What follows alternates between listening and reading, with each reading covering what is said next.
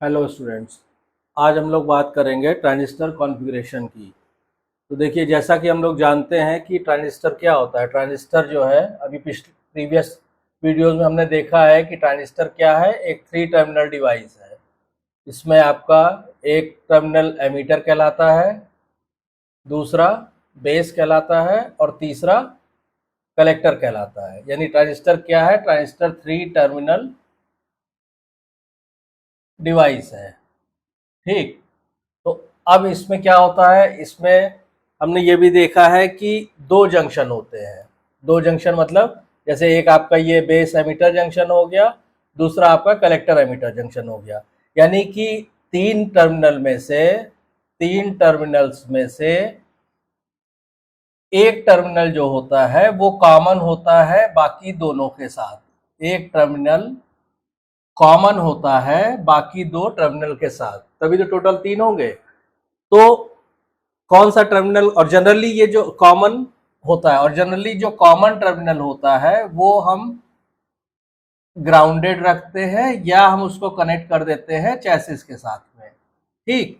तो depending upon the common terminal कि कौन सा टर्मिनल हमारा कॉमन है, depending upon the common terminal, transistor के 3 कॉन्फ़िगरेशन होते हैं। ट्रांजिस्टर के 3 कॉन्फ़िगरेशन होते हैं। ठीक। अगर हमने मान लीजिए एमीटर को कॉमन किया तो वो आपका कहलाएगा कॉमन एमीटर कॉन्फ़िगरेशन। अभी मैं इनको डिटेल में भी आपको बताता हूँ। कॉमन एमीटर यानी एमीटर क्या होगा, बेस से भी कनेक्ट होगा और कलेक्टर से भी कनेक्ट होगा। तो ये कॉमन एमीटर कॉन्फ़िगरेशन हो गया। सेकंड हमारा क्या है, मान लीजिए हमने बेस को कॉमन कर दिया तो वो कहलाएगा आपका कॉमन बेस कॉन्फ़िगरेशन। ठीक है, कॉमन बेस, ये हो गया आपका कॉन्फ़िगरेशन। ठीक। और अगर मान लीजिए हमने कलेक्टर को कॉमन किया किसके साथ, एमीटर के साथ और बेस के साथ, तो वो कॉन्फ़िगरेशन कहलाता है कॉमन कलेक्टर कॉन्फ़िगरेशन। ठीक है, इसको शॉर्ट में हम लोग कॉमन एमीटर कॉन्फ़िगरेशन लिखते हैं, इसको हम लोग कॉमन बेस कॉन्फ़िगरेशन लिखते हैं, इसको हम लोग कॉमन कलेक्टर कॉन्फ़िगरेशन लिखते हैं। ठीक। तो ये तो बेसिक होता है कि कॉन्फ़िगरेशन क्या चीज़ होती है। ठीक। अब इसको हम लोग आइए वन बाय वन डिस्कस करते हैं कि पहला हम लोग लेते हैं common ammeter configuration. Common ammeter configuration में क्या होता है कि एमीटर कॉमन होता है किसके साथ, बेस के साथ और कलेक्टर के साथ। तो देखिए, अगर हम इसका डायग्राम बनाएंगे तो सिंपली आप क्या कर सकते हैं कि जैसे मान लीजिए आपने कहा हम अभी बात कर रहे हैं कॉमन एमीटर कॉन्फ़िगरेशन की। ठीक।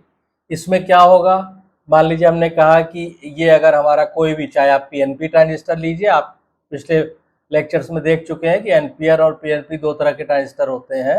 और चाहे आप मान लीजिए हमने कहा कि सही ये हमारा पीएनपी ट्रांजिस्टर है। ठीक।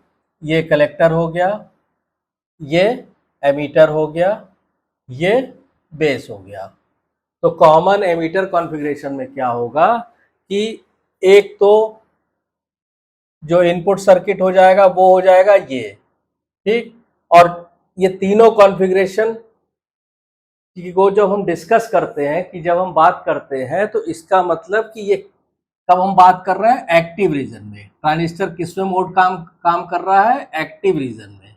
एक्टिव रीजन का मतलब मैं प्रीवियस वीडियो में डाल चुका हूं। एक्टिव रीजन मतलब जो इनपुट जंक्शन होगा या इनपुट सर्किट होगा वो क्या होगा, फॉरवर्ड बायस। और जो आपका आउटपुट सर्किट होगा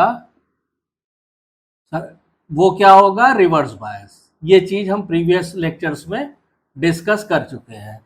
तो अगर कॉमन एमीटर की हम लोग बात करें, अच्छा सॉरी, कॉमन एमीटर की हम लोग बात कर रहे हैं ना, तो ये कॉमन बेस बन गया है। इसको आप डायग्राम को चाहे तो आप इसको चेंज कर दीजिए। ठीक है, ये हमने लिया, मान लीजिए इसको इस तरह बना लिया हमने, कॉमन एमीटर। ठीक है, ये मान लीजिए हमारा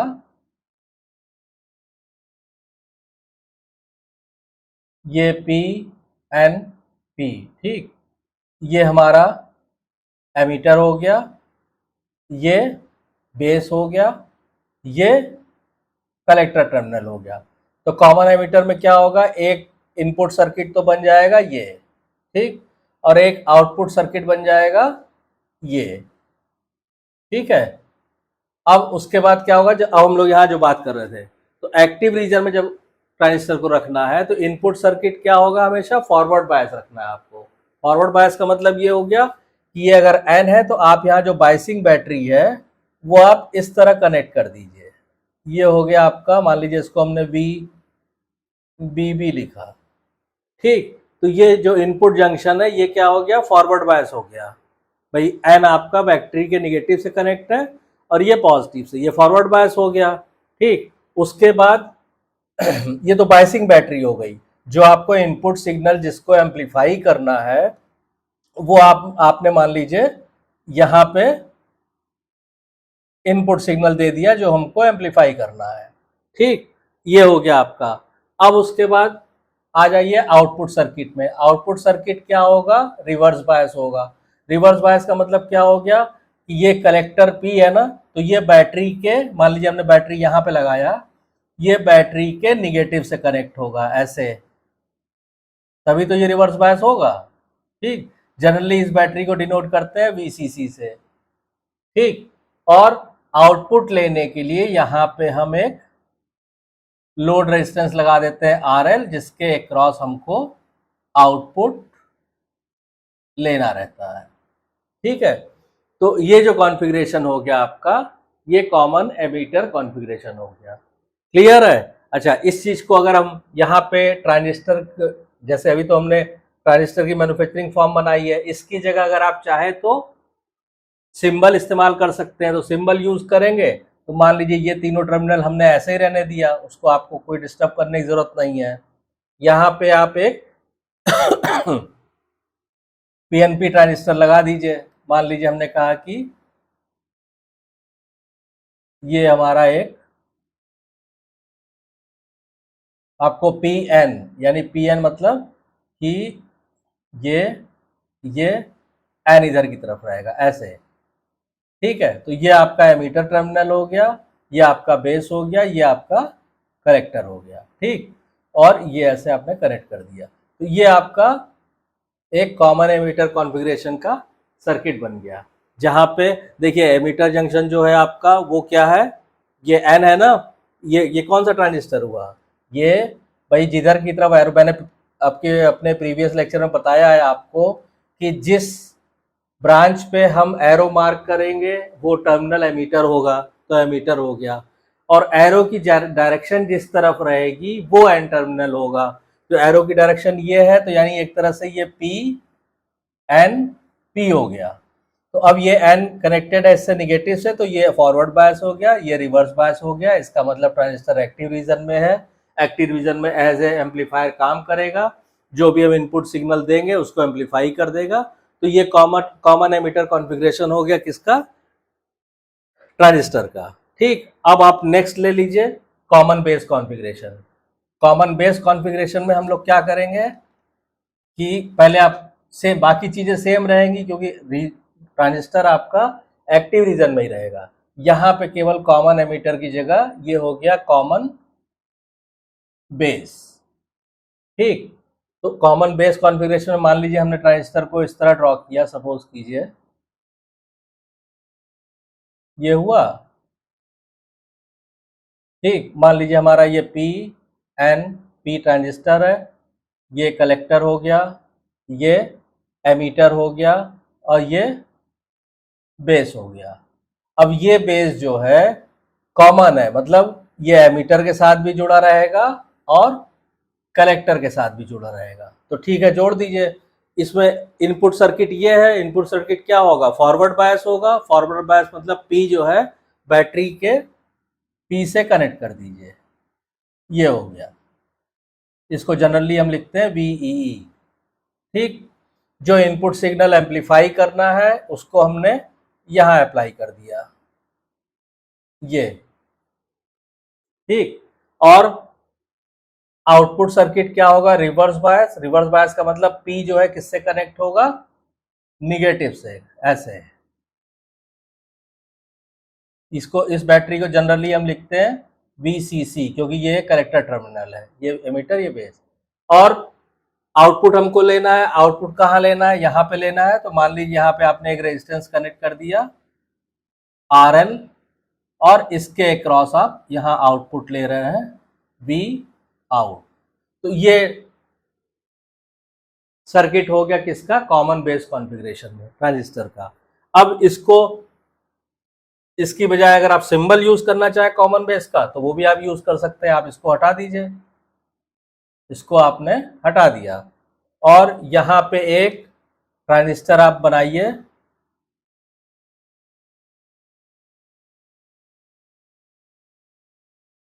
ठीक। PNP बनाना है, एरो इधर रहेगा। ये हो गया एमीटर, ये हो गया कलेक्टर, और ये हो गया बेस। तो ये आपका सर्किट हो गया सेकंड, किस चीज का, कॉमन बेस कॉन्फ़िगरेशन का, ठीक है। अच्छा, अब जो थर्ड आप आ जाइए, तो जनरली जो है, ये जो अभी हम लोगों ने क्या पढ़ा, अभी हम लोगों ने कॉमन एमीटर कॉन्फ़िगरेशन पढ़ लिए और कॉमन बेस, अभी इनकी एनालिसिस करेंगे आगे। कॉमन बेस कॉन्फ़िगरेशन पढ़ लिया। थर्ड जो है हमारा, वो है कॉमन कलेक्टर कॉन्फ़िगरेशन। अब कॉमन कलेक्टर कॉन्फ़िगरेशन में क्या होता है कि कलेक्टर कॉमन रहता है, मतलब कलेक्टर आपका इनपुट सर्किट में भी रहता है और आउटपुट सर्किट में भी रहता है। तो ये चीज आपको थोड़ा सा ध्यान देने वाला होगा। ये देखिए, मान लीजिए हमने कहा कि ये हमने डायग्राम बनाया, ये सपोज कीजिए हमारा PNP ट्रांजिस्टर है, ये हमारा कलेक्टर है, ये बेस है, और ये एमीटर है, ऐसे, समझ रहे हैं। तो ये तो हो जाएगा हमारा इनपुट, ये बेस है, ये हो गया हमारा इनपुट सर्किट। और इनपुट क्या रखना है, फॉरवर्ड बायस, यानी N को बैटरी के N से जोड़ दिया आपने। ये, इस बैटरी को जनरली VBB लिखेंगे, ठीक है। उसके बाद जो इनपुट सिग्नल एम्पलीफाई करना है, वो यहाँ अप्लाई करते हैं। अभी देखिए, जनरली क्या होता है, बेसिक जो स्टूडेंट्स होते हैं या जो बिगनर होते हैं या जो अर्ली स्टेज में बच्चे ये चीज़ पढ़ते हैं, वो बार बार कंफ्यूज होते हैं कि इनपुट सिग्नल ये है और ये बैटरी है, मतलब इन दोनों में वो कंफ्यूज हो जाते हैं। देखिए, इसमें कोई कंफ्यूजन नहीं है। ये इनपुट सिग्नल है जिसको हमें एम्पलीफाई कर, ये इनपुट सिग्नल है ये, ताकि हमको बड़ा यहाँ पे ऐसे मिल जाए।